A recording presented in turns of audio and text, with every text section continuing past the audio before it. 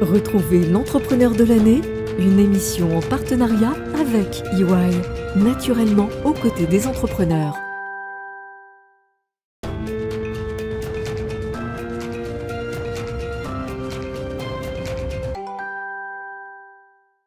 Bonjour à tous, bienvenue dans cette émission spéciale consacrée au palmarès du prix EY de l'entrepreneur de l'année. Alors la 29e édition s'est tenue cette semaine à l'Olympia. C'était une édition en partenariat avec Bismart. Franz Seewag, bonjour. Bonjour. Vous êtes associé EY et ce prix revient après un an d'absence lié évidemment à la crise sanitaire. J'imagine que vous l'attendiez avec d'autant plus d'impatience. On l'attendait, c'est important de pouvoir en fait tous ensemble mettre en avant les entrepreneurs. Donc oui, on l'attendait, on attendait de pouvoir mettre en avant les entrepreneurs qui font la réussite de la France. Alors je disais, ça fait quasiment 30 ans ce prix. L'engagement d'EY aux côtés des entrepreneurs, c'est donc un engagement de longue date. Pourquoi est-ce que c'est aussi important ? Ça va aussi avec notre tagline, Building a Better Working World. Donc essayer de créer un monde de travail meilleur. La crise nous a encore plus appris qu'il était important de vivre ensemble. L'entrepreneuriat est vraiment l'endroit où on arrive à fédérer toutes les énergies.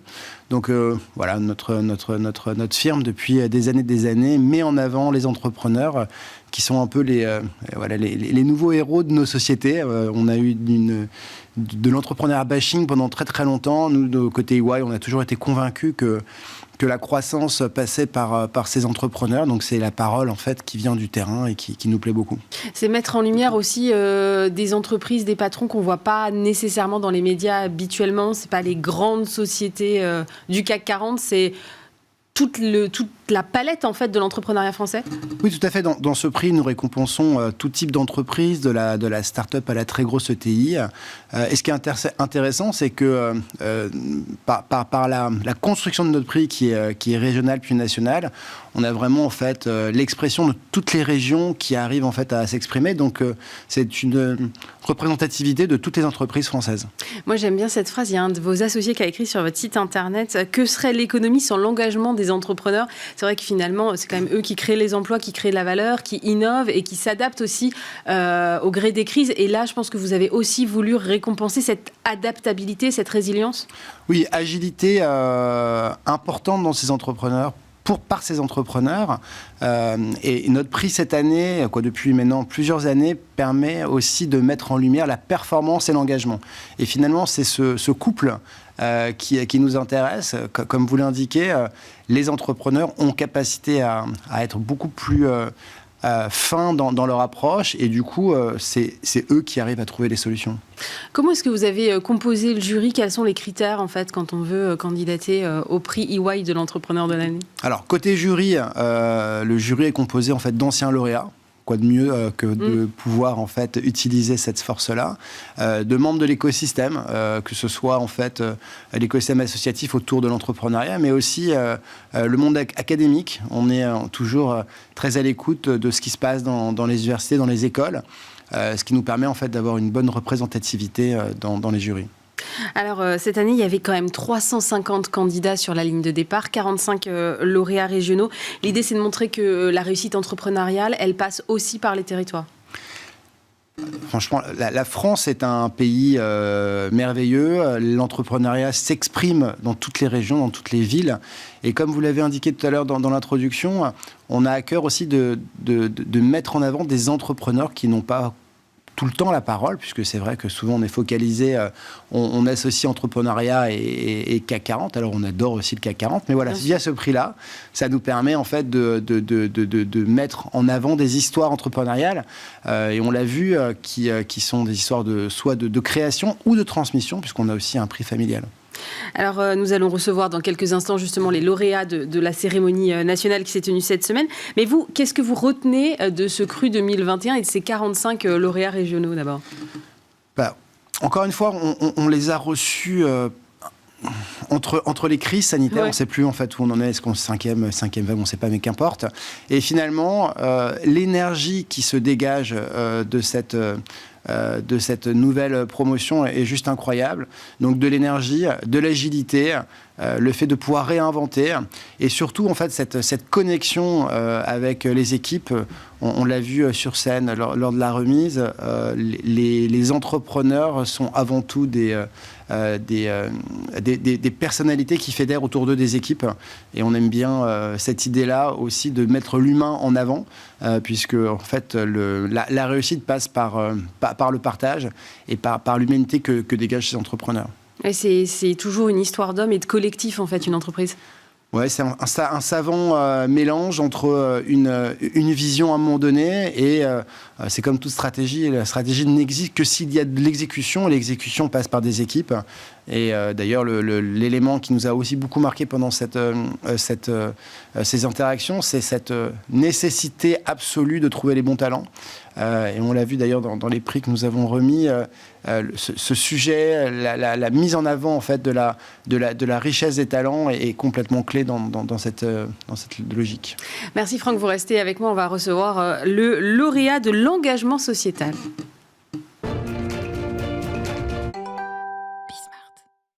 Ludovic de Gromard, bonjour. Bonjour. Vous êtes CEO et cofondateur de Chance et vous êtes donc le lauréat de l'engagement sociétal. Alors je vais essayer de résumer un peu ce que vous faites. Vous faites un parcours de coaching en ligne, on est dans le domaine de la psytech, vous travaillez sur la reconversion professionnelle notamment. Franck, vous, qu'est-ce qui vous a séduit dans le projet de Chance ? Tout simplement, capacité à être en connexion avec les problématiques actuelles. La plupart des personnes se posent des questions sur leur devenir, sur leur propre raison d'être, leur utilité. Et finalement, grâce à Chance, capacité à interagir avec l'humain au cœur de la réflexion et de faire grandir l'humain. Donc forcément, quelque chose qui nous touche. Alors, votre baseline, c'est « Avec Chance, on ne trouve pas un travail, on le choisit ». Qu'est-ce qui ne fonctionne pas, selon vous, actuellement, quand on veut trouver un métier ? Aujourd'hui, vous avez chaque jour des centaines de personnes qui nous contactent et qui nous disent « je me sens plus tout à fait aligné avec mon travail », qui nous disent « c'était potentiellement le bon choix il y a 5 ans, mais aujourd'hui, les paramètres ont changé », qui nous disent « je me suis fait dicter par mon environnement ce que je devais faire, j'ai bien suivi, mais aujourd'hui, je sens que j'ai besoin de me libérer, je ne sais pas comment faire ». Et donc, l'idée de l'accompagnement de Chance, c'est de permettre à tout un chacun d'approcher méthodiquement la question du choix professionnel, quel que soit son passé, pour déterminer ensemble son futur. Et donc, ce qu'on propose, c'est un parcours de coaching digital pour choisir le travail aligné avec qui vous êtes, qui est un parcours de 3 mois, 100% en ligne, dans lequel, une trentaine d'heures, dans lequel vous avez 23 heures d'auto-coaching, donc de coaching à faire seul avec la machine, qui sont entremêlés avec 7 heures de vidéo coaching, avec un ou une coach professionnelle en vidéo, choisi sur la base de votre personnalité. Et vous allez avoir 2-3 heures d'auto-coaching, 1 heure de vidéo coaching, 2-3 heures d'auto-coaching, 1 heure de vidéo coaching. En gros, vous dépoussiérez le bilan de compétences ou c'est plus que ça ? Oui, on s'approche du bilan de compétences, mais en fait, on se définit davantage comme un bilan d'aspiration. Parce que si vous pensez au terme bilan de compétences, c'est dites-moi ce que vous savez faire, je vais vous dire ce que vous pouvez faire. Ouais. Et Chance, c'est davantage définissons ce que vous voulez faire et on va voir si et comment vous pouvez le faire. Ce qui est beaucoup moins, qui se libère du déterminisme qu'on peut avoir avec cette petite phrase qu'on a qui est que Chance existe pour que votre passé ne dicte pas votre futur. Donc en fait, si je vous entends bien, ça veut dire que vous êtes une première étape où en fait on définit ses aspirations et ça n'empêche pas ensuite de faire une formation complémentaire pour ensuite atteindre l'objectif qu'on s'est fixé en passant par Chance. Absolument. On termine, on définit chez Chance un travail par 4 piliers.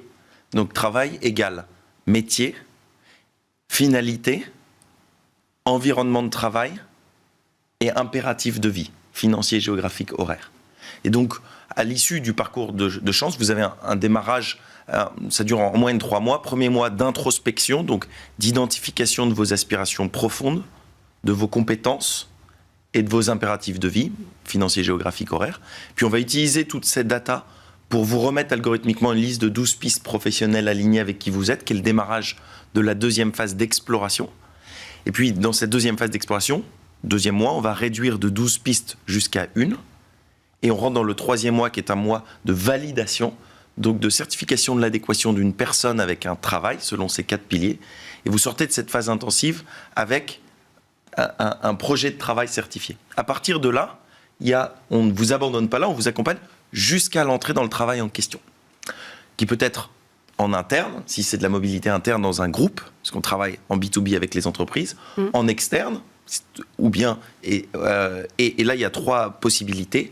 Soit vous avez déjà toutes les compétences et vous allez directement vers la phase d'atteinte, soit il vous manque un delta de compétences et on vous aiguille vers des organismes de formation qui peuvent vous apporter le delta de compétences. Ensuite, vous revenez vers Chance, on vous accompagne jusqu'au bout.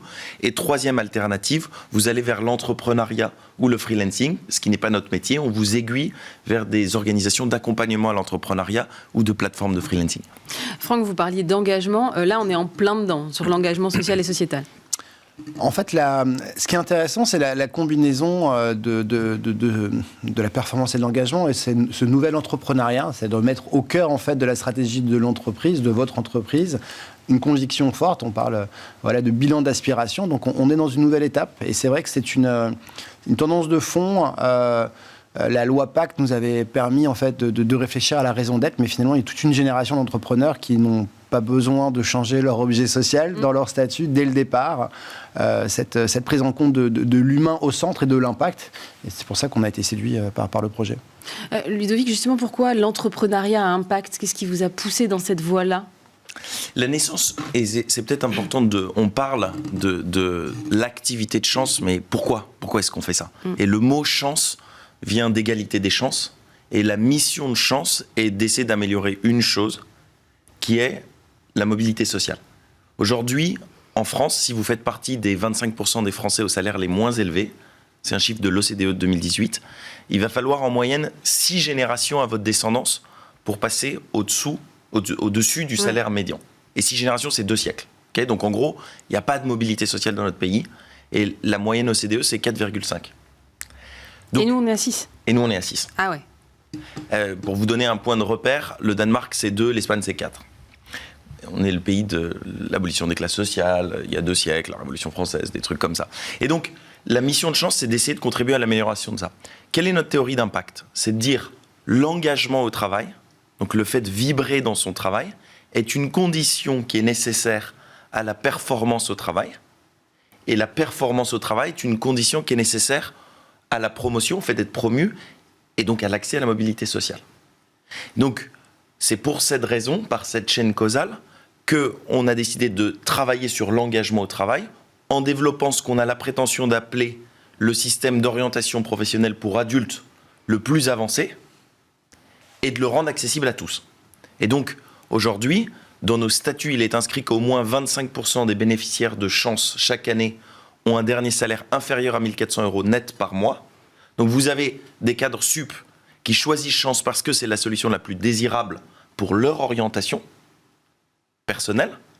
Et puis, vous avez des publics plus vulnérables qui sont au SMIC, qui choisissent Chance également. Et c'est comme ça qu'on a un modèle qui est inclusif et qui permet à tout un chacun que son passé ne dicte pas son futur. Et quelle est la place de la technologie dans votre... Parce que vous dites qu'il y a toute une partie de relation avec la machine. Quelle est la place de la technologie versus l'humain ?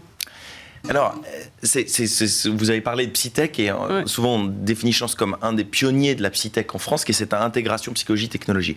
Vous avez, on a développé depuis, maintenant il y a un peu plus de 10 millions d'euros qui ont été investis en R&D depuis la naissance de Chance il y a 7 ans, avec un gros partenaire historique, le premier qui est Google.org, donc le bras philanthropique de Google, qui nous a fait le premier chèque au tout démarrage. Et Chance est né à San Francisco, dans ce bassin de la technologie évidemment. Vous avez en fait cette alliance avec des modules d'auto-coaching que vous faites seul et des modules de vidéo-coaching avec un ou une coach pro en vidéo. Quelle est la spécificité de Chance ? C'est qu'en fait, on croise, et c'est ça le côté avancé, c'est qu'on croise différentes techniques des différentes sciences comportementales, qui sont la psychologie évidemment, la sociologie, l'économie comportementale, la data science, c'est l'utilisation de la donnée là-dedans. Comment est-ce qu'on peut, grâce aux données, mieux vous accompagner, vous permettre à chaque instant d'avoir des informations qui vous permettent de réfléchir à un point de manière différente, vous faire un élément de recommandation, faire une décision, repasser à l'étape suivante sur la base des données, réfléchir et réavancer à la prochaine étape de l'auto-coaching. Et ensuite, pour le coach, vous avez ce qu'on appelle le coaching augmenté. Et là, pour vous donner une métaphore, c'est-à-dire que c'est la métaphore du chirurgien ou de la chirurgienne, c'est-à-dire qu'on va faire par la machine tout ce que la machine peut faire au moins aussi bien que l'humain, qui est l'équivalent des IRM, des scanners, des radios, etc. Ça, c'est l'auto-coaching. Et on vient nourrir par la data le ou la coach pro qui, dans sa session de vidéo coaching, peut intervenir du coup de manière très fine sur ce que, pour le coup, seul l'homme avec un grand H peut faire, c'est-à-dire naviguer la finesse de la psychologie humaine, travailler sur une peur, travailler sur une croyance limitante, travailler sur un blocage psychologique, etc., à l'image du chirurgien ou de la chirurgienne. C'est comme ça que vous avez ce modèle hybride où on essaie de combiner au mieux et vous avez ce balai entre technologie et humain, entre technologie et psychologie, pour accompagner au mieux tout un chacun. Mais comment est-ce que vous choisissez vos coachs? Parce que des offres de coaching, on en a, je crois, pléthore. Si on ouvre LinkedIn, on voit des coachs de partout. Comment vous faites la différence, vous, sur ce point-là, précisément? On a aujourd'hui 150 coachs partenaires qui sont tous des coachs professionnels certifiés.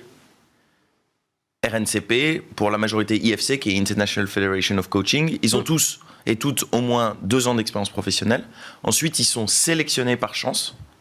Ils sont recrutés, en fait. Enfin, ils sont sélectionnés. Ce sont des freelances, mais ils sont sélectionnés. Ensuite, ils sont formés à la méthode chance, qui est bien spécifique. Et ça, c'est tout ce qui est fait a priori. Et ensuite, a posteriori, on évalue par les notations des talents à la fin de leur séance de vidéo coaching, la qualité de l'accompagnement réalisé. Ce qui nous permet a posteriori d'avoir un contrôle qualité. Et tout ça, guidé par un monsieur qui s'appelle Robert Dilts, qui est un des plus grands coachs au monde, qui a aujourd'hui écrit 29 ouvrages sur le coaching, qui vit entre San Francisco et Paris, qui est un guide pour le développement du programme Chance avec l'équipe qu'on a en interne, mais également pour la communauté et pour essayer en continu de toujours améliorer la qualité de ce qu'on délivre à nos talents. Que représente pour vous ce prix de l'engagement sociétal qui vous a été remis? C'est une joie d'abord, merci beaucoup. C'est une joie, évidemment pas que pour moi, pas que pour Clémence, ma cofondatrice, mais pour l'ensemble de l'équipe. L'ensemble de l'équipe en interne. Aujourd'hui, on est une 50aine. On est en train de clore une levée de fonds pour recruter 100 personnes cette année. Pour les 150 coachs partenaires, pour les boîtes qui nous ont fait confiance, pour leur mobilité interne, pour leur mobilité externe. Je pense à Accor, je pense à Michelin, je pense à Pernod Ricard, je pense à Alan, etc. Nos actionnaires, des partenaires comme Google, professeur Younous, notre président, qui nous a fait confiance depuis le début. L'ensemble des talents qui ont dit « Ok, je crois en chance et je vais faire chance » au début, là où c'était moins connu au démarrage, il fallait y aller, il fallait nous faire confiance. Les alumni qui sont aujourd'hui engagés dans ce qu'on appelle le collectif chance, c'est-à-dire que au-delà du parcours que vous faites seul, avec votre coach, il y a des dynamiques où en fait, vous allez pendant votre parcours entrer en relation avec en moyenne 13 personnes en externe, qui sont des experts sur une piste que vous êtes en train d'explorer, qui sont une personne qui peut vous ouvrir une porte parce que vous cochez pas exactement la case, parce que vous n'avez pas exactement le bon diplôme, pas exactement la bonne expérience professionnelle, qui vous bloque, ce qu'on appelle les barrières externes.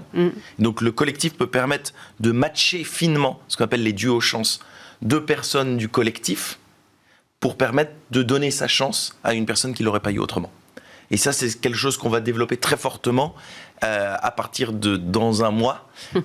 Et j'espère que le prix, et j'en suis encore très reconnaissant, merci beaucoup, va nous permettre de donner davantage de visibilité à ce qu'on fait pour engager sur le collectif, pour engager des entreprises visionnaires qui vont prendre la suite des entreprises qui nous ont fait confiance depuis le début.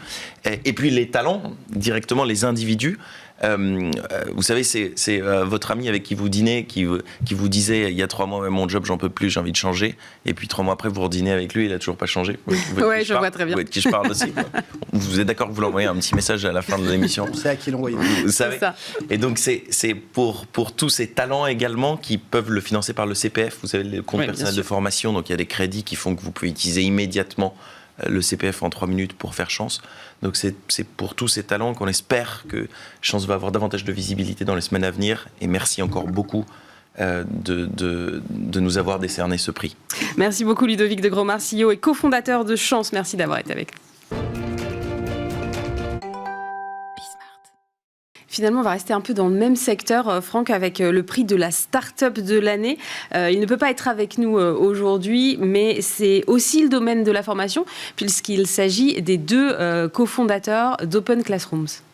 Tout à fait. En fait, nous avons remis donc le prix de la start-up de l'année à la société Open Classroom, qui est une NetTech, donc une société qui propose des plans de formation via une plateforme. Et leur ambition, en fait, c'est de remettre 1 million de personnes, de permettre à 1 million de personnes qui sont sur leur plateforme pour retrouver un emploi à horizon 2025. Alors justement, Mathieu Nebra, le cofondateur d'Open Classroom, était sur la scène de l'Olympia. Il est revenu un peu sur ce prix et sur son parcours, puisqu'en fait, ils étaient très jeunes, Pierre et Mathieu, lorsqu'ils ont lancé leur entreprise.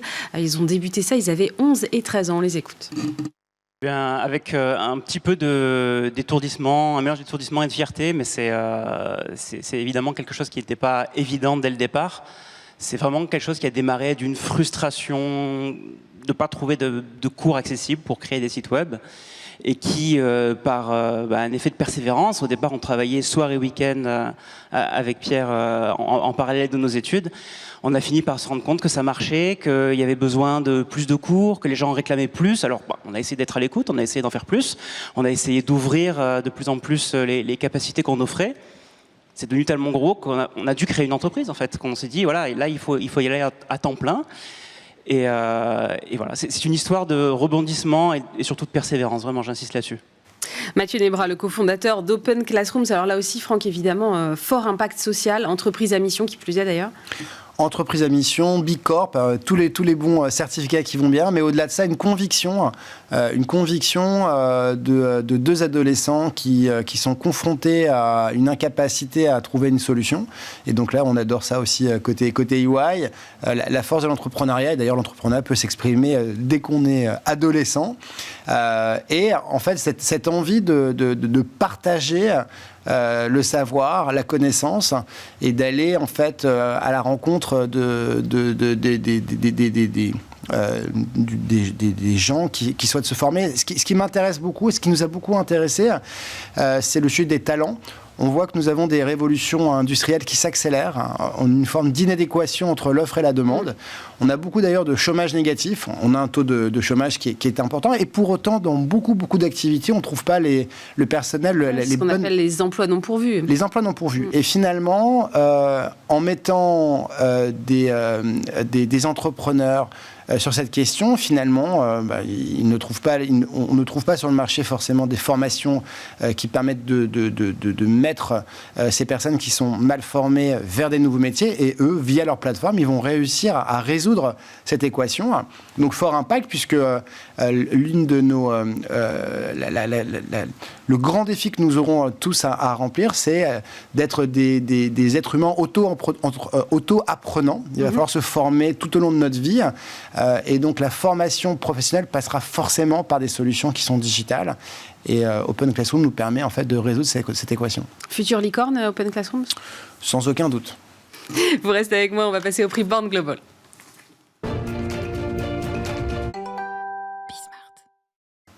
Et nous recevons maintenant le prix Born Global, et le lauréat est donc Johan Fourny, le directeur commercial de M2I Group. Bonjour. Bonjour. Alors d'abord, Franck, moi je voudrais comprendre quel est l'esprit de ce prix. C'est quoi Born Global ? Born Global, c'est une réflexion que nous avions eue il y a quelques années pour se dire quels étaient les facteurs clés de succès des entreprises, des startups. Et comme beaucoup d'autres entreprises, le fait d'être international dès le départ est un facteur accélérant. Donc Born Global, on est dès le départ en étant très international. Donc nous mettons en avant ces entreprises qui, dès l'origine, pensent international. Alors effectivement, M2I Group, une biotech créée en 2012, spécialisée dans les technologies durables pour l'agriculture et la santé, 80% du chiffre d'affaires à l'international. Alors vous êtes leader européen de la production et de la distribution de phéromones de biocontrôle. C'est une alternative, j'ai bien appris ma leçon, aux insecticides traditionnels. Est-ce que vous pouvez expliquer beaucoup mieux que moi ce que vous faites exactement ? Alors mieux, peut-être pas, mais en tout cas compléter. Donc nous faisons effectivement des phéromones de biocontrôle. Le biocontrôle, c'est la protection biologique des plantes et des cultures. Et les phéromones, il s'agit d'odeurs qui sont naturellement émises par les insectes pour communiquer entre eux, soit pour se regrouper, soit pour s'accoupler. Et donc notre travail consiste, selon un procédé de biomimétisme, de reproduire à l'identique ces odeurs pour ensuite les diffuser sur une parcelle à protéger ou sur un jardin, puisque c'est une technologie qui est adaptée aux jardiniers amateurs, aux espaces verts, mais à l'agriculture également, pour capturer ou repousser les insectes ravageurs et ainsi jouer le rôle de substitution aux pesticides et aux insecticides conventionnels. Et ça marche contre quoi, par exemple? Contre un truc comme la chenille processionnaire, ça peut marcher? Exactement. Alors c'est un bon exemple puisque c'est un des premiers produits que nous avons commercialisé sur le marché français et européen. La chenille processionnaire du pin, qu'on connaît malheureusement tous beaucoup pour l'avoir croisée dans nos vacances ou dans nos jardins. Donc nous avons mis au point une solution contre cette chenille processionnaire, mais ce n'est pas uniquement ça, c'est également pour le carré de tomates de votre jardin, c'est également pour protéger les cultures de spécialité à forte valeur ajoutée, comme les vignes ou les vergers de fruits, donc les pomiculteurs par exemple. Mais, et c'est une vraie révolution aussi grâce qu'M2i a permis, qui est de protéger les grandes cultures. Donc des cultures de maïs, des cultures de coton, peuvent utiliser des phéromones désormais en remplacement des pesticides et des insecticides conventionnels. Alors si j'ai bien compris, vous ne vendez pas directement aux consommateurs. Il y a un parallèle qui est régulièrement fait avec Intel. Est-ce que vous pouvez m'expliquer cette analogie? Bien sûr. Alors, on a une activité qui est principalement en B2B. Nous, on vend un petit peu en B2C également, notamment aux jardiniers amateurs, via le biais d'un site qu'on appelle Green Control, sur lequel les jardiniers amateurs peuvent trouver des produits pour protéger leur jardin. Mais sinon, le Intel, l'analogie avec Intel, c'est pas le Intel Inside, c'est le M2i Enhanced.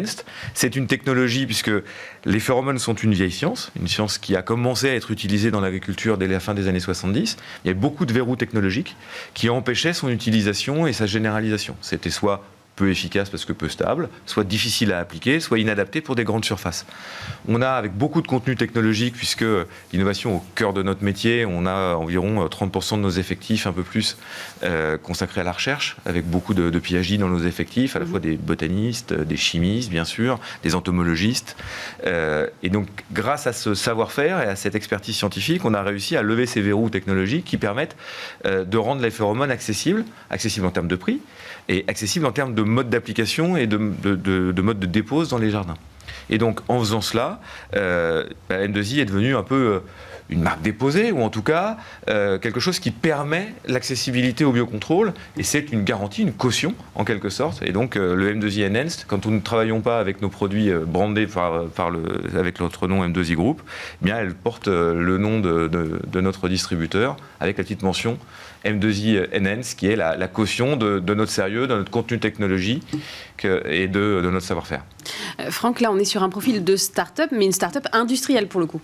Tout à fait, c'est ce qui nous a aussi beaucoup séduit avec le jury, cette capacité d'allier innovation et industrie. Et finalement, lorsqu'on parlait de la voix des entrepreneurs et de la voix des startups, capacité en fait à réindustrialiser la France au travers de l'innovation, puisque dans l'histoire de M2i qui nous a beaucoup touché, c'est cette capacité de faire du Made in France en ayant en fait des sites de production en France et en étant à 80% international. Oui, parce qu'on l'a dit, donc le prix Born Global, c'est la récompense de la stratégie internationale. Comment vous expliquez que vous avez 80% de votre chiffre d'affaires à l'international? C'est quoi? C'est qu'il n'y a pas de concurrents à l'étranger? C'est que finalement le marché français est limité? Quelle est l'explication? L'explication, c'est que le marché est mondial. Puisque l'agriculture, elle est mondiale. Il faut nourrir bientôt 10 milliards d'individus, donc il y a besoin de produire plus de manière plus durable. Et ça, c'est un constat que les dirigeants, les acteurs économiques, les acteurs agricoles et les opinions publiques du monde entier ont compris. Et donc, quand on travaille dans le secteur de l'alimentaire, de la production agricole, on est forcément sur un marché mondial. Et donc, on a, vous l'avez dit, quand on a créé M2i, quand Philippe Guéret, Bruno Génie et Olivier Guéret ont créé M2i en fin 2012, il y avait cette vocation de faire de la France un creuset, un chef de file, une tête de pont de la révolution et de la transition agricole, en disant on a en France des actifs industriels qu'on va convertir en green tech. Et on va partir de savoir-faire industriel traditionnel, conventionnel, un peu en souffrance parfois, et on va, avec beaucoup de contenu d'innovation, s'attaquer à un marché de demain et à un marché mondial. D'où le fait que notre chiffre d'affaires, très vite, notre premier produit, c'était la protection des cultures de bananes et des cultures de palmiers. Donc c'était déjà, nos premiers produits étaient déjà orientés à l'international, alors vers les territoires ultramarins, mais également vers le Moyen-Orient, l'Afrique ou l'Amérique latine. Et on a conçu nos produits et notre développement en s'attaquant de manière simultanée à toutes les cultures mondiales, puisque dès 2014, on a commencé à travailler sur le coton en Israël ou au Pakistan. On a commencé à travailler sur la mangue également très très tôt. Et puis aussi en parallèle à la chenille processionnaire du pin ou à la pyrale du buis pour protéger le château d'Azay-le-Rideau ou les archives nationales à Paris. Vous parlez d'agriculture durable. Ces phéromones, là, ce système, cette technologie que vous avez mis au point, ça permet d'éviter combien de tonnes de pesticides ? Alors, aujourd'hui, en 2021, on devrait arriver à avoir évité, grâce aux produits de M2I, environ 16 000 tonnes de pesticides dans le monde. 16 000 tonnes de pesticides, c'est la consommation annuelle d'un pays comme la Pologne ou l'Afrique du Sud. Et c'est à peu près la moitié de ce que consomme l'Allemagne. Donc, grâce à nos produits qui sont déjà commercialisés, puisque vous l'avez dit, nous sommes une entreprise récente, néanmoins on a déjà beaucoup de produits sur le marché, on arrive à économiser 16 000 tonnes de pesticides. Franck parlait de votre ancrage dans les territoires, c'est important aussi pour vous, parce que vous avez gagné le prix en région, mais je crois que c'était en région Île-de-France, que j'imagine que c'est là où est votre siège, mais en fait vous avez des industries un peu partout. C'est important pour vous ce maillage territorial aussi ? Complètement. On a vraiment ancré cela dans l'ADN de l'entreprise, qui est de redynamiser des territoires et des actifs industriels historiques. On a construit N2I autour d'abord d'une plateforme de R&D qui est basée à Lac, à côté de Pau, qui est une plateforme pétrochimique historique du patrimoine industriel français. Donc c'était déjà un premier clin d'œil de reprendre pied à Lac, dans ce territoire fortement marqué par l'innovation chimique, pour faire de la chimie de demain et de la chimie verte. Ensuite, nous avons repris un site industriel dans les Bouches-du-Rhône, qui est un site industriel qui a presque 150 ans aujourd'hui, qui avait commencé son histoire industrielle par de la chimie pour le savon de Marseille, puis pour la chimie pharma, qui aujourd'hui fait des phéromones pour protéger les cultures d'avocats en Amérique centrale. Donc c'est vraiment un ancrage fort et qui nous guide et qui fait qu'on est très fiers aujourd'hui que ces actifs industriels-là, aujourd'hui, ont plus que quadruplé leurs effectifs depuis 2013, puisqu'on est 190 aujourd'hui, après avoir été en 2013 environ une quarantaine. Et ce prix, alors, Born Global, que vous avez reçu cette semaine, ça représente quoi pour votre entreprise ? Alors déjà, après l'année qu'on vient de passer, c'est une grande satisfaction, le fait de pouvoir célébrer ça et de le savourer. Ensuite, c'est une grande fierté parce que c'est le prix décerné par des partenaires de prestige, alors comme Bismart et EY. Donc c'est aussi un prix qui est marqué par le sceau de la rigueur, de l'analyse, du sérieux. Donc c'est pas un prix comme un autre. Il n'est pas décerné par un jury fantasque, mais au contraire par une caution d'expertise. Donc ça nous rend très fiers. C'est la première fois qu'on est récompensé pour notre vocation internationale. Donc c'est aussi pour tous les salariés qui pensent international, qu'ils soient basés dans le Lot ou dans les Pyrénées et qui tous les matins se réveillent en pensant aux producteurs d'avocats du Guatemala ou aux producteurs de légumes du Rwanda avec lesquels on travaille par exemple. Donc c'est vraiment une vraie fierté aussi.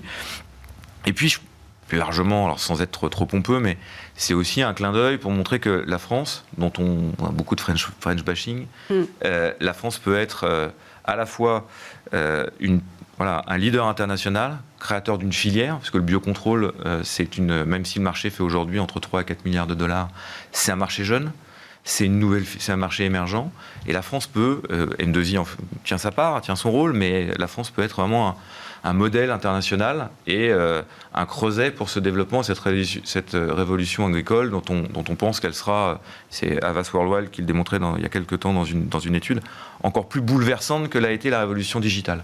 Donc que la France, et modestement M2I en tenant son rôle, puisse être un porte-étendard de cette révolution agricole mondiale, c'est aussi un clin d'œil et une fierté, et puis de montrer qu'on peut relocaliser des emplois industriels pour faire de la chimie, alors certes de la chimie de demain, de la chimie verte, de la chimie responsable, mais redynamiser des terreaux industriels, c'est aussi dans le cadre des programmes France Relance dont on parle beaucoup, du plan 2030, c'est aussi une fierté, et je pense que ce prix Born Global de EY nous récompense et récompense aussi à travers nous un peu tous ces éléments-là du panorama industriel et économique qui nous entoure.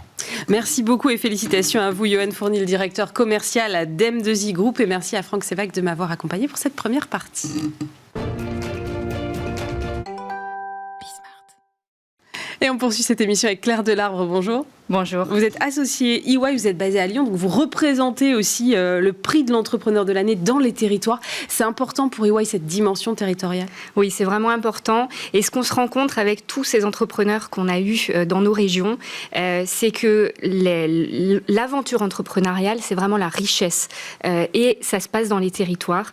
Ils créent de la richesse, ils créent des emplois, et l'impact qu'ils ont sur leur territoire est absolument formidable. Alors justement, on va parler territoire avec le lauréat de l'entreprise familiale. C'est Benoît Néret, bonjour. Bonjour. Vous êtes PDG du groupe Néret. Claire, c'est une entreprise dans les territoires et plus que centenaire. Et plus que centenaire. Et ça a été un véritable coup de cœur du jury. Alors peut-être à 3 titres. Un coup de cœur déjà parce que c'est vraiment l'âme de l'excellence du savoir-faire textile français. L'âme des territoires, on en parlait. À un deuxième titre également parce que sur ce secteur du textile qui a été particulièrement troublé, qui a été même sinistré, ce groupe a réussi à perdurer. C'est la 8e génération, presque bicentenaire, et il a réussi à perdurer en se transformant. Et c'est vraiment Benoît Néret qui a apporté la technologie pour refonder un métier traditionnel et pouvoir remettre l'entreprise sur la croissance. Et puis un coup de cœur aussi pour ce parcours de l'entrepreneur qui, avant de reprendre l'entreprise familiale, a eu un parcours d'ingénieur qu'il a mené de la Silicon Valley au CEA à Grenoble.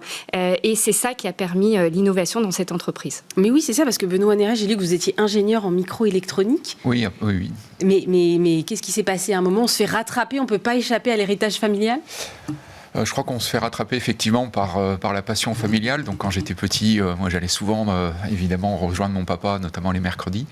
Mais mon père, qui a été l'un des dirigeants, voulait que je fasse d'abord ma propre route. Voilà. Donc il voulait certainement pas donner les clés du camion comme ça.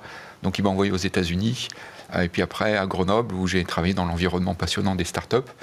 Et mon cousin, qui avait succédé à mon père à un moment donné, commençait à vouloir transmettre en fait l'entreprise familiale.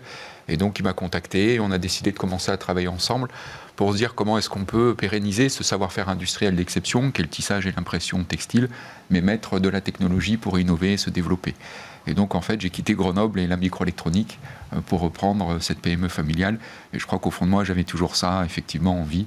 Et je suis très ravi de ce choix-là.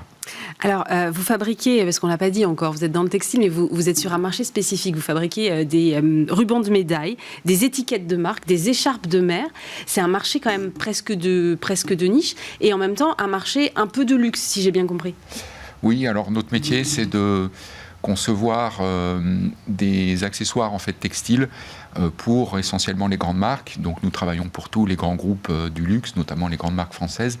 Et nos produits sont toujours des produits qui vont porter l'image de marque de nos clients et donc s'inscrire dans leur stratégie de marque. Donc nous faisons essentiellement des rubans d'emballage. C'est-à-dire c'est tous ces rubans qui vont accompagner la vente de produits. Nous faisons beaucoup d'ornementation textile et maintenant multimatériaux. Nous investissons dans le métal. C'est tout ce qui va être sur les flacons de parfum, la bouteille de vin, de spiritueux. Donc ça, ce sont des gros marchés. C'est l'ornementation qui va donc accompagner également les coffrets de cosmétiques. Donc beaucoup de parfumerie, beaucoup de cosmétiques. Et puis le cœur historique de l'entreprise, l'étiquette sur le prêt-à-porter, qui se renouvelle puisque nous mettons aujourd'hui de l'intelligence numérique et technologique dans l'étiquette pour pouvoir préparer les applications autour du vêtement de demain. Et c'est ça qui est intéressant, en fait, quand on pense textile, on ne pense pas tout de suite innovation, Claire, mais en fait, l'innovation, elle est partout. L'innovation, elle est partout. Et le fil conducteur, ce qu'on voit, en fait, dans cette période qui est très troublée, c'est que l'innovation, elle va permettre justement ce rebond, elle va permettre cette transformation, et que tous ceux qui s'étaient déjà engagés de longue date dans cette innovation sont ceux qui sortent renforcés et qui peuvent affronter, ou en tout cas envisager l'avenir avec beaucoup d'espoir et beaucoup de réussite. En parlant d'innovation, on a beaucoup critiqué l'industrie du textile pour son empreinte environnementale. J'imagine que c'est là où vous mettez aussi vos efforts en matière de R&D pour développer de nouvelles façons de faire. Oui. Alors la RSE est véritablement l'un de nos 3 piliers stratégiques. Donc c'est la RSE au sens large, l'éco-conception et puis les services numériques autour de l'étiquette intelligente.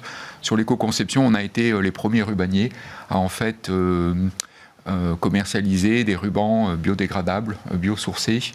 C'est-à-dire qu'aujourd'hui, on retravaille dans nos ateliers des matières comme le lin, comme le chanvre, comme l'eucalyptus, comme le bambou. Donc ça permet effectivement d'avoir des rubans très qualitatifs mais qui soit conçu dans une logique effectivement de respect de l'environnement, puisqu'il s'agit bien entendu que nos produits ne terminent pas à la poubelle. Voilà.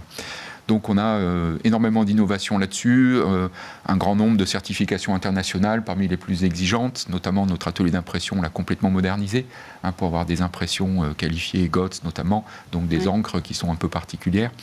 Donc c'est vraiment très important pour nous de travailler effectivement sur le caractère biodégradable et recyclable de nos produits. Et vous avez parlé d'étiquettes numériques, d'étiquettes connectées. Ouais. Qu'est-ce que c'est exactement ? Alors on a tous sur nos vêtements une griffe de marque. Ouais. C'est vrai qu'on a toujours, puisque c'est le cœur de métier historique de l'entreprise Néret, le tissage jacquard. Donc nous pouvons faire des griffes toujours très haut de gamme, comme ce qu'on a un peu sur du luxe, sur du prêt-à-porter un peu haut de gamme. Et ce qu'on va faire, c'est mettre des marqueurs technologiques comme de la RFID, c'est-à-dire qu'on va pouvoir tisser une antenne, déposer une puce électronique. On peut mettre également des marqueurs NFC.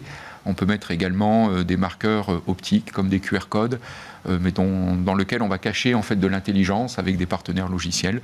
Ça peut être un algorithme de blockchain, ça peut être un algorithme de détection si l'article est contrefait ou pas.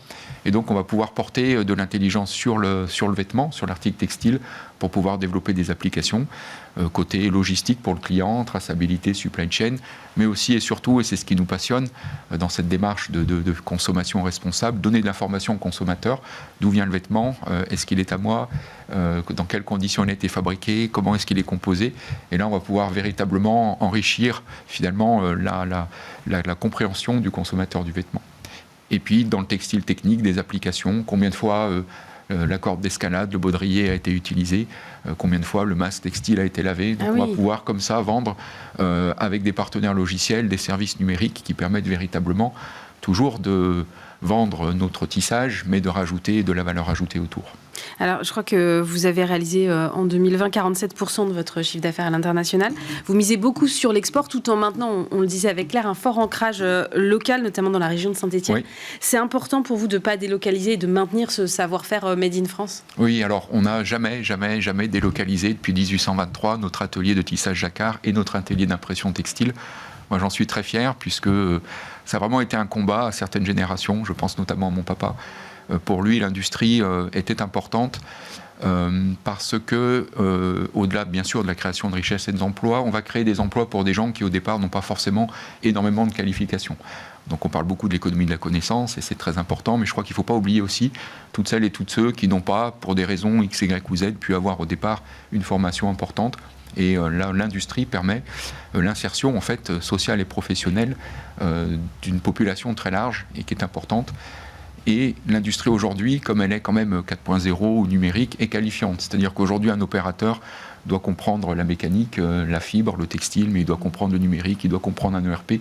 Donc pour moi, l'industrie est source de création d'emplois au départ peu qualifiés, mais qui vont devenir qualifiants. Donc l'industrie est source de promotion sociale, on en parlait tout à l'heure avec l'autre lauréat. Et moi, je crois que l'industrie est véritablement source de cohésion et d'insertion sociale. Et ça, c'est quelque chose qui, chez les Néret, a toujours été très, très important. Et on est très impliqués dans cette démarche-là. Et ce prix, pour vous, c'est quoi ? C'est la reconnaissance de à la fois la tradition et la modernité en France ? Alors c'est un clin d'œil quand même à l'histoire. Voilà, tous ceux qui se sont bagarrés depuis 1823, parce qu'on a connu beaucoup de crises. Il y a toujours eu comme fil conducteur la volonté d'être là, que l'aventure continue, d'être fort effectivement de cette histoire, mais jamais de se satisfaire en fait du passé ou de ce qui a été fait. On ne veut pas que notre société soit un musée, au contraire, on fait de la RFID. Donc c'est de se dire que c'est se développer et innover en permanence qui permet de durer. Mais c'est vrai que l'industrie du luxe a ceci de très beau, qu'elle permet de concilier des savoir-faire de production traditionnelle avec effectivement des innovations technologiques fortes. Merci beaucoup Benoît Néret, PDG du groupe Néret, et félicitations encore pour votre prix. Merci beaucoup. Et on poursuit cette émission avec le prix spécial du jury qui a été décerné à Franck Durier. Bonjour. Bonjour. Vous êtes le PDG de Blancheporte. Claire, d'abord un mot de ce prix.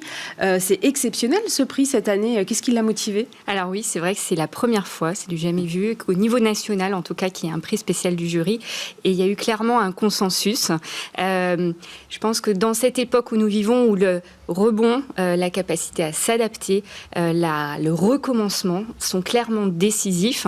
C'est ça que que le jury a voulu saluer, et puis saluer également tout le travail du dirigeant et de son équipe qui a été fait depuis la reprise de l'entreprise. Alors justement, Blanche Porte, moi c'est une découverte, Franck Durier, je suis désolée, mais moi j'associais cette marque au catalogue de ma grand-mère et je pensais même que la marque n'existait plus. Donc sauf que j'apprends que vous l'avez repris en 2016 avec des managers et que vous l'avez redressé de façon spectaculaire. Alors pour commencer par le début, qu'est-ce qui vous a motivé à reprendre cette marque ? Alors oui, c'est une marque qui existe depuis 1806. Et effectivement, quand les gens ne nous connaissent pas, il y a deux réactions. C'est ma grand-mère commandée sur le catalogue ou tiens, ça existe encore. Voilà.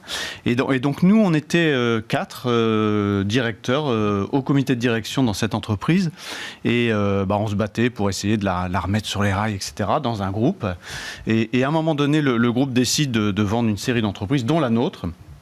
Et on s'est dit, mince, on est en train de faire quelque chose, on y croit, et donc on a vraiment envie de continuer cette aventure-là, mais du coup de le continuer en mode entrepreneuriat. Alors ça n'a pas été simple parce que effectivement l'entreprise avait perdu de l'argent pendant 10 ans, donc c'était vraiment une situation compliquée. On avait un autre repreneur potentiel qui était un grand groupe, qui avait beaucoup de moyens, mais qui voulait se séparer de la moitié des effectifs. Et puis on devait trouver des financements et c'était pas le plus facile, mais on avait une vraie conviction sur cette boîte, une vraie envie d'aller plus loin avec les équipes qui étaient engagées, et puis avec mes 3 associés, vraiment envie de se lancer dans cette aventure qui est à la fois une aventure entrepreneuriale mais aussi une aventure humaine, parce que voilà, on a amené ce projet à 4 et c'est assez extraordinaire. Alors la transfo, elle passe évidemment par le digital. Comment est-ce que vous y êtes pris ? Alors il y a eu beaucoup de sujets. Il y a un gros sujet sur la transfo digitale, avec là pour le coup la décision de ne pas non plus abandonner complètement le print, donc le catalogue qui existait encore à ce moment-là, qui existe toujours aujourd'hui, mais on lui a fait jouer un nouveau rôle, c'est-à-dire que ce catalogue qui était l'outil de commande est devenu plutôt un outil de trafic, donc qui renvoie de plus en plus sur le site, mais on a plutôt décidé d'allier les deux supports que de les opposer. Donc un gros switch sur le digital, ça c'était majeur. On a beaucoup travaillé nos collections, c'est une spécificité de Blanche Porte, on produit tous nos articles, enfin on conçoit toutes nos collections en interne, donc on a une grosse équipe de stylistes qui fait les collections de prêt-à-porter, de lingerie et de linge de maison. Et donc ça, on a fait pas mal évoluer les collections. Et puis le troisième sujet, ça a vraiment été d'externaliser les fonctions qu'on ne maîtrisait pas forcément bien, la logistique. Voilà, on la sous-traite à un groupe qui s'appelle Lox, qui est un groupe français qui est à 10 km de chez nous, donc on est dans la région. Dans le Nord, c'est ça ? Dans le Nord, tout à fait. Mais on a décidé d'externaliser ça. Et puis le dernier sujet qui a été majeur, c'est que dès qu'on est sorti de ce groupe, dès qu'on a pu prendre notre autonomie, on a lancé avec toutes nos équipes une démarche de vision partagée, et donc en associant l'ensemble des équipes à ce projet, et le fait d'avoir une reprise d'entreprise, on a senti une motivation incroyable chez les équipes. Vous parliez du catalogue, j'ai lu que vous arriviez à le personnaliser maintenant. Comment vous faites ça ? Alors effectivement, on essaie tous les ans de lancer des innovations dans notre métier, et donc on a beaucoup de data chez nous maintenant, grâce au e-commerce, grâce au digital, et donc on s'est dit on va utiliser toutes ces datas pour voir ce que les clientes qui ont visité notre site, qui ont navigué sur nos pages, ont aimé, et à partir de ça, on va constituer un catalogue qui va être unique pour chaque cliente, donc on va aller jusqu'à personnaliser les pages avec les produits qui sont le plus en adéquation avec ses attentes. Donc on va personnaliser ces catalogues, on va bien sûr mettre son nom dessus, on va lui donner des infos sur son signe zodiacal, enfin voilà, on va au maximum de la personnalisation, et on a fait cette innovation sur 50 000 clientes. Donc une grosse masse de data à manipuler, et l'intérêt, au-delà de l'intérêt de l'innovation, c'était de voir si commercialement ça apportait quelque chose. Et donc ce qui est assez génial, c'est que ce catalogue, il a un taux de mémorisation qui est 2 fois plus élevé que celui qui n'est pas personnalisé, donc pas adapté à la cliente, et puis surtout il génère 35% de chiffre d'affaires en plus, donc ça c'est quand même vachement important. Claire, l'innovation là aussi c'est la clé en fait, ça permet de sauver un héritage vieux de 2 siècles quasi. C'est exactement ça, l'innovation c'est c'est empreint dans votre société. Votre société, elle a été finalement pionnière, emblématique déjà dans l'industrie textile, puis vous êtes révolutionné déjà une première fois en devenant le pionnier aussi de la vente par correspondance, et maintenant le repositionnement sur le multicanal, sur le digital. Et là, on le voit aussi, tous vos leviers de RSE, vous vous êtes appuyé sur ces leviers-là pour, sur votre territoire, encore une fois, créer de l'emploi et participer à cette aventure collective. Et quels sont les résultats aujourd'hui, après cette reprise que vous avez fait donc en 2016 ? 2016, oui. Donc ça fait 5 ans, c'est ça ? Donc ça fait 5 ans. En termes de croissance de chiffre d'affaires, sur les 5 dernières années, on a fait plus de 25%, sur un secteur qui est le textile, qui n'est pas forcément celui qui est en croissance le plus. Et puis surtout, c'était une entreprise, je l'ai dit, qui perdait beaucoup d'argent. Oui. On a retrouvé l'équilibre assez rapidement au bout d'un an. Et aujourd'hui, voilà, on est sur des très belles rentabilités depuis maintenant 3 ans. Et c'est quoi Next Step ? Alors Next Step, c'est ce que je disais un petit peu hier soir lors de la cérémonie EY. On avait vraiment un mur à franchir sur le digital, parce que c'était pour nous une barrière qu'on devait absolument franchir, sinon on allait mourir. Et je pense qu'on a de nouveau une barrière à franchir, qui est ce sujet de la RSE, de notre responsabilité vis-à-vis de la planète. Et si on ne la franchit pas, voilà, on se remettra en danger très très fortement. Alors on a quelques atouts pour le faire. On conçoit tous nos produits en interne. Et donc ça nous permet d'intégrer dès la conception des produits toutes les contraintes de RSE, d'éco-conception pour tenir compte de tout ça. Et ça, c'est une vraie chance. On a toute une série de produits qui sont déjà certifiés. On a une collection de linge de maison, par exemple, qui est certifiée à 100% au Ecotex, qui est un label qui protège à la fois la planète et les gens qui portent ces produits. On travaille beaucoup sur la suppression du plastique. Aujourd'hui, on a des plastiques encore un petit peu sur nos catalogues, dans nos emballages et dans l'emballage de nos articles. Et donc, notre objectif, c'est vraiment de supprimer ces plastiques avant 2025. Et puis, on travaille sur notre empreinte carbone.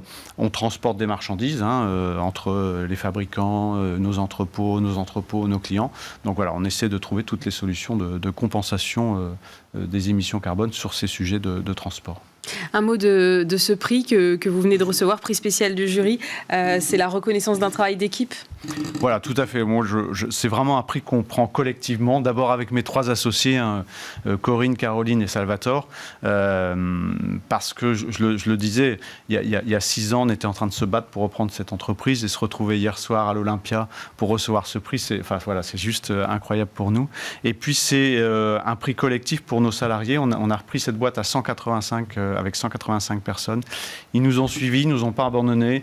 Avec eux, on a reconstruit. On est 210 aujourd'hui. Et donc, c'est vraiment un prix qu'on prend pour tous, voilà, donc pour l'entreprise Blancheporte. Merci beaucoup, Franck Durier, PDG de Blancheporte, et félicitations à vous. Merci. Et on va terminer avec le prix de l'entrepreneur de l'année. Alors Claire, c'est Rodolphe Saadé, CMA CGM. Alors, Rodolphe Saadé qui ne peut pas être avec nous aujourd'hui. Mais vous, quel est votre regard sur ce prix ? Évidemment, une entreprise familiale, un groupe emblématique ? Groupe emblématique. C'est une famille déjà sur 3 générations et qui a subi les coups de l'histoire et qui à chaque fois s'est relevée. C'est le fil conducteur de cette histoire et on l'a vu finalement avec les autres entrepreneurs aussi. Alors Rodolphe Saadé, il avait déjà marqué le groupe avant d'en reprendre les rênes. Il a participé aux étapes de sa transformation et puis quand il est arrivé, il a vraiment pris des décisions fortes pour accélérer la croissance et pour, dans ce métier particulier qui est le transport maritime, vraiment engager le groupe sur la transition énergétique. Donc des engagements forts. Autre point très très fort chez lui, il est très attaché à son territoire, Marseille. C'est le centre de décision du groupe et dès qu'il y a une croissance externe, effectivement, Marseille devient effectivement le centre de décision aussi de tous les groupes qui sont intégrés. Et finalement, en presque 30 ans, puisque ce prix a bientôt 30 ans, ce qu'on retient de tous ces parcours d'entrepreneurs, on l'a dit, c'est l'agilité, c'est la capacité à rebondir, la capacité à se transformer et à innover. Et puis, autre trait caractéristique de tous, c'est leur passion. Leur passion d'entreprendre, c'est une des clés de la réussite et qui permet d'avoir toutes ces aventures extraordinaires. Oui, Rodolphe Saadé qui en plus donc, est effectivement sur le transport maritime, qui vient de reprendre un port aux États-Unis, à Los Angeles, je crois, et qui était donc sur la scène de l'Olympia. On va l'écouter. Le groupe CMA-CGM, c'est 2 activités majeures. Le transport maritime, qui est notre cœur d'activité, c'est une entreprise qui a été fondée par mon père en 1978 et qui n'a cessé de se développer. Donc d'un côté, le transport maritime, et puis de l'autre, la logistique, qui devient un secteur majeur pour nous. Pourquoi la logistique ? Parce que la plupart de nos clients, que ce soit des petits clients ou des multinationales, nous demandent des services complémentaires au transport maritime qui sont la logistique. Et donc c'est pour ça qu'on a décidé aujourd'hui d'avoir ces 2 métiers, transport d'un côté, logistique de l'autre, et offrir un service complémentaire à nos clients. Rodolphe Saadé, donc le président directeur général de CMA-CGM qui était sur la scène de l'Olympia. Claire, la logistique, le transport maritime, c'est en plein cœur de toutes les difficultés en plus qu'on rencontre en ce moment. Exactement, et c'est clairement un secteur qui va accélérer, qui va devoir accélérer parce que tous les clients, tous les fournisseurs, tous ceux qui utilisent les chaînes logistiques placent au cœur vraiment de leur stratégie, de leur développement, cette transition énergétique. Donc le transport en fait partie. Alors grosse pression quand même sur les épaules de Rodolphe Saadé parce que maintenant il va devoir représenter la France au prix de l'entrepreneur de l'année, mais niveau mondial, c'est ça. Il y a une prochaine étape, Claire. Exactement, prochaine étape, parce que le prix de l'entrepreneur, c'est 3 niveaux. D'abord régional, ça a été fait il y a quelques semaines. National, c'était hier soir, et chaque lauréat national va concourir au niveau international, et c'est 60 pays qui y participent. Donc c'est vraiment une compétition d'excellence, de très haut niveau. On a eu la chance en France d'avoir déjà un lauréat français au niveau international. C'était en 2015 avec Moed Altrad. Un parcours, là encore, exceptionnel, marqué par le rebond, des difficultés, la capacité à rebondir à chaque fois. Et on est vraiment persuadé qu'avec Rodolphe Saadé, on a un champion exceptionnel et on y croit très fort qu'il pourra porter haut les couleurs de la France. Donc ce rendez-vous à Monaco en juin, c'est ça ? En juin. Absolument. Alors l'année prochaine, on va se projeter encore un peu plus loin, 30e édition. Quelles seront les ambitions d'EY pour cet anniversaire ? Alors, effectivement, 30e édition, et puis juste pour rappeler, on a été le premier pays à rejoindre ce prix, c'est les États-Unis qui l'avaient créé il y a 35 ans, et la France a été le premier pays, parce qu'on a toujours été convaincus chez EY, en France en tout cas, que l'entrepreneuriat, c'était vraiment la force vive. Qu'on pense et ce qu'on espère l'année prochaine, c'est que justement toutes les entreprises qui ont été particulièrement touchées par la crise auront justement démontré leur rebond et leur capacité à revenir comme des acteurs de premier plan. Et puis on devrait aussi pouvoir mesurer l'accélération de toutes ces transformations digitales, sociétales, environnementales et aussi sans doute voir de belles histoires de réindustrialisation, puisque on le sait, c'est un élan qui est donné au niveau national, à la fois par tout l'écosystème entrepreneurial, mais aussi par toutes les énergies. Et puis se pencher aussi sur les parcours d'anciens candidats, parce qu'il y a des candidats qui effectivement candidatent à plusieurs reprises, et ça permet de voir leur évolution et leur parcours. Eh bien, on a hâte d'être à l'année prochaine. L'appel à candidature sera lancé quand, début d'année prochaine ? Oui, ça va venir très très vite, parce que l'appel à candidature, c'est à partir de février.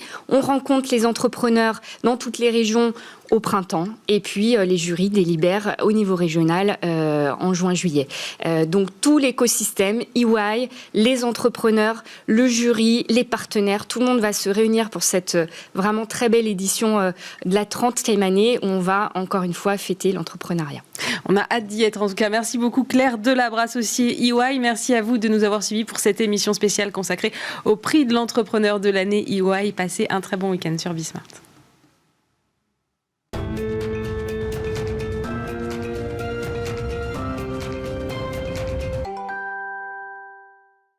C'était l'entrepreneur de l'année, une émission en partenariat avec EY, naturellement aux côtés des entrepreneurs.